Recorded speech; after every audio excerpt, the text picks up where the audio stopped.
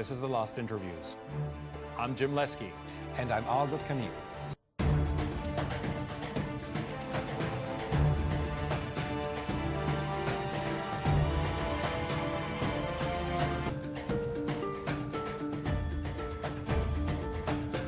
Che Guevara on The Lost Interviews.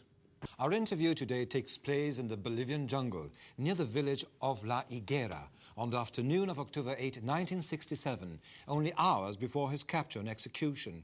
He was half-starved, diminished by asthma, his small revolutionary forces decimated, and he was being chased by Bolivian Army Special Forces, supported by CIA veteran agents.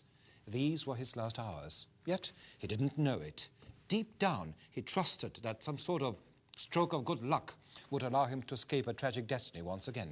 Now, Al, what was Che like in person? How much of this brass had gotten into his flesh? None at all. He was all simplicity, and the interview went on smoothly. His actions had indeed altered the course of Western history. His mood was jovial, a bit ironic from time to time, and he was extremely eloquent and coherent, considering how incredibly tired he must have been at the time. Al, what's this first part about? I started his interview asking him some questions about his pre-revolutionary days, and then went on to find out what made him follow the path we'll know him for.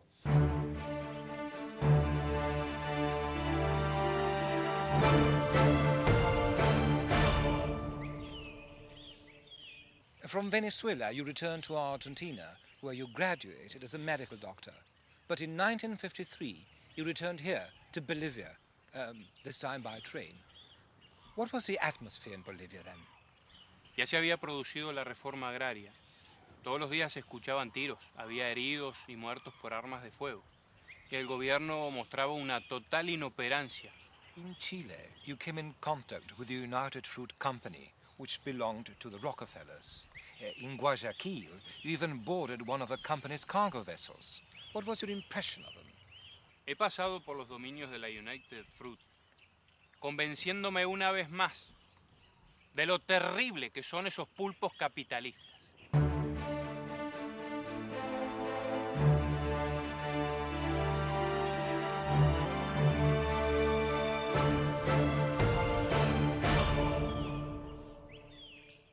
The invasion of Cuba finally took place, and you left from Mexico to Cuba.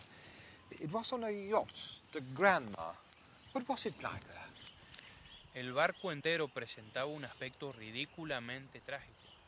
Había hombres con la angustia reflejada en el rostro, agarrándose el estómago. Otros tirados arriba del barco con la ropa sucia y llena de vómito.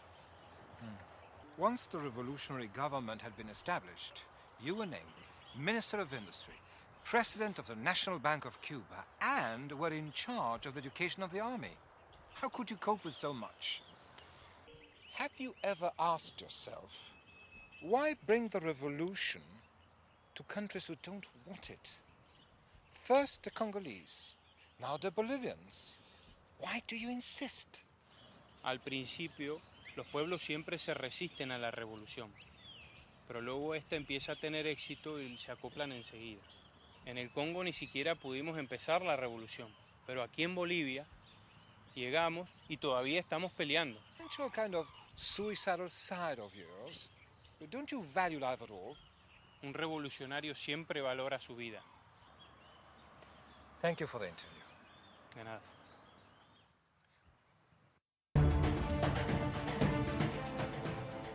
Only when one listens to him talk can one begin to understand the integrity this unique man lived by. We may not agree with his ideas, much less with his violent methods, but no one can say that Che failed to follow his ideas. Actually, he paid for it with his own life. That was a picture given to the media to show the world that the great revolutionary was finished. Finished, perhaps, but his legacy survives. On our next show, Jesus of Nazareth.